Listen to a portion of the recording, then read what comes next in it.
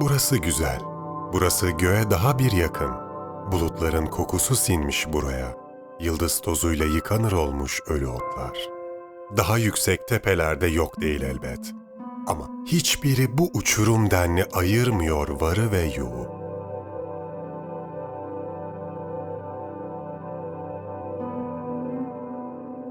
Bu uçtan aşağı bakınca dünya bir kuyu.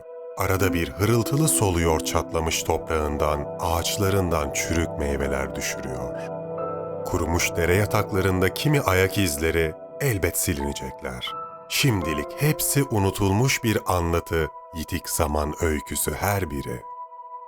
Uçurum, yani biraz öncesi boşluğun ileri atılmış, uca doğru sivrilip üzerindeki geceyi ve altındaki yokluğu bir çarşaf gibi geriyor. Yırtmaya çalıştığı bu yalancı sonsuzluk hiçbir yere açılmaz bu perde son ana değin direniyor. Zaman, yaşlı bir adamın değişmeyen yüzü ve akmıyor. Gün görmez çiğlenmiş çiçekler içre donmuş kan gibi. Yaşam tarihin gerisine çekilmiş, artık öncesiz ve sonrasız bir sis, içi hem ölü hem diri.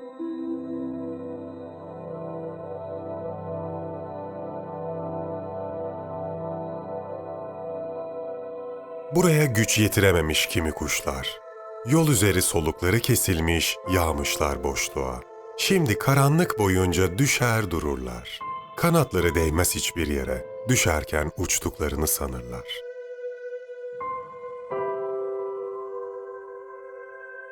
Uçurum hepsini bilir, her şeyi görmüştür.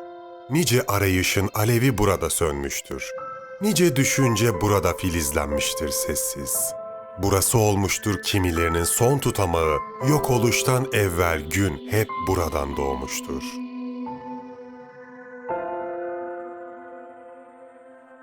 Güneşler doğuran o kuyu artık katran kara yayıldı yerküreye.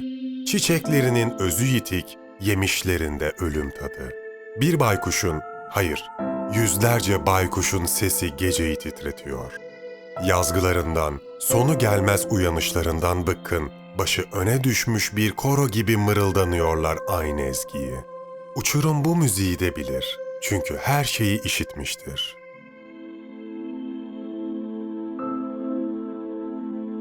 Ufkun yerini aldı uçurum.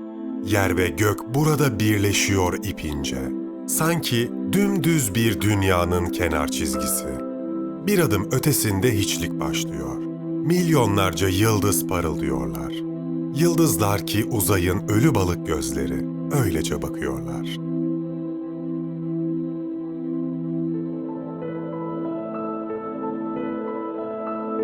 Kimse bölmeyecek geceyi. Gökten hiçbir melek inmeyecek. Acıyı sağaltacak söz dile gelmeyecek. Avuçlarda su gibi taşınan dua parmakların arasından dökülüp sessizliğe karıştı. Karınca yuvalarından, tavşan deliklerinden dışarıya şimdi yalnızca söz sızıyor. Uçurumdan aşağı biraz eğilip kulak verilirse henüz yitmemiş bir yankı işitilebilir.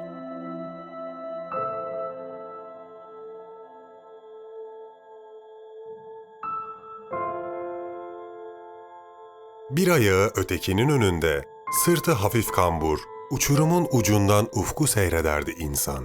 Güneş kör ederdi gözlerini, ters süzülürdü şakaklarından. O vakitler yaşam fethedilecek bir bütündü. İnsan savaşla olgunlaşacak bir çocuktu henüz. Uçarak değil tırmanarak, parmak uçları yara, tırnak içleri kan. Kurumuş kanı tanıdı beşer. Kandaki demir tadını ve toprağa dökülen her şeyin nasıl siyaha çaldığını. Önce toprak karardı, sonra kan. İlk kez burada boy verdi kötülük çiçekleri. Burada gördü boşluğu insan. O, uçurumdan aşağı baktıkça, uçurum da ona baktı. Gördükçe görüldü, teninde duydu yokluğu. Karar verildi, yazgı onandı. Uçurumları gezecekti beşer, yüreğinde düşmek arzusu.